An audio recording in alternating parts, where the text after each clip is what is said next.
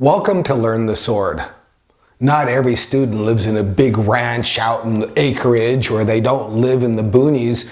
A lot of them live in the inner city. A lot of them live in apartments.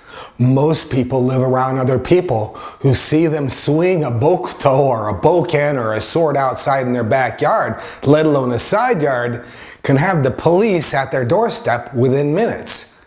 As you well know, sometimes you have to go outside in the back late at night so you can swing the sword. What I've learned through experience is that if you don't look aggressive, no one's going to bother you. If you just use wood like this, no one's going to bother you. If you are in an area where everybody takes it to heart, what I would do is I would take a broomstick and unscrew it from the broom. Then I'd cut off a 38 or 38 to 40 inch length of it, throw the other way, put it back onto your broom and sweep with that. Then unscrew it and go ahead and go through your different patterns, and when you're done with it, go back and make you look like you're sweeping, for example. So there are lots of ways to practice. Moreover, you'd be the best kitchen sweeper on your block, let me tell you. What I'd like you to think about then is, what happens when you live in an apartment? And when I say you have to do kihon and you got to hit your foot down and you got to throw the sword out, the people underneath you aren't going to be as happy about that. Well, there are some alternatives. That is coming on in and just walking into it nicely. Remember, the cool thing about living in an apartment is you got to be quiet. But when you're first practicing with the sword, being quiet is nice because you don't over-exaggerate and you don't throw your muscles out. So if you act like a church mouse and you're real quiet trying to do a lot of your techniques, even though it won't feel powerful at that time, you are definitely creating a good, strong foundation. And with that, you can easily build on it when you're in the school, or if you're in the woods, and those aspects. Another thing is that a lot of students go, my ceilings are too low. What can I do?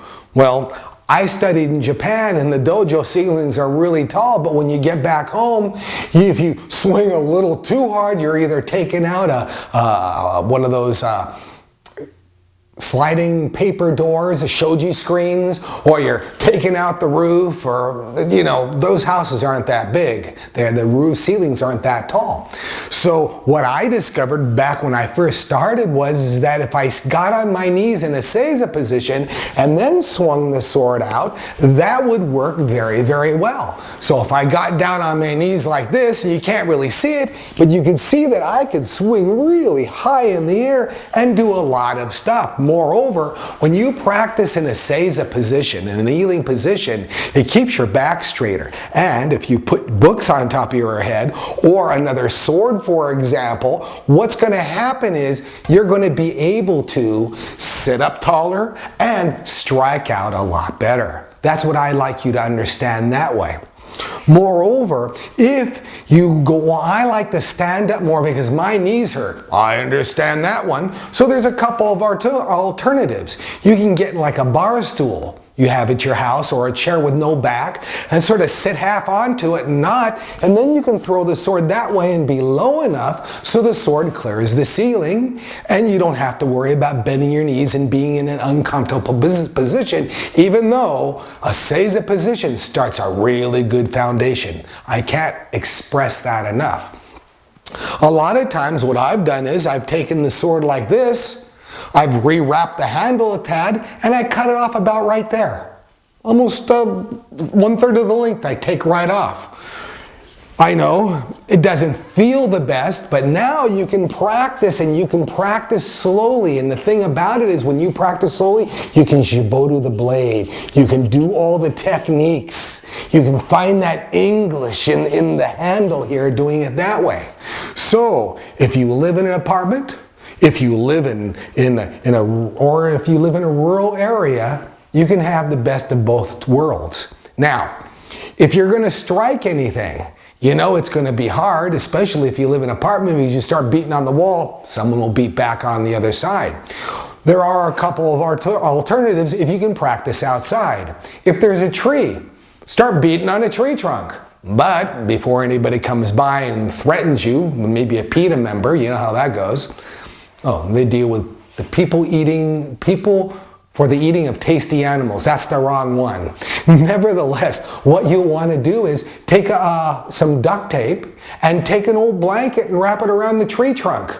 Yeah, just wrap it around, duct tape it there. So when you're coming down at different angles, you can hit like this a lot easier. You won't hurt the tree, and it'll muffle the sound out really, really well.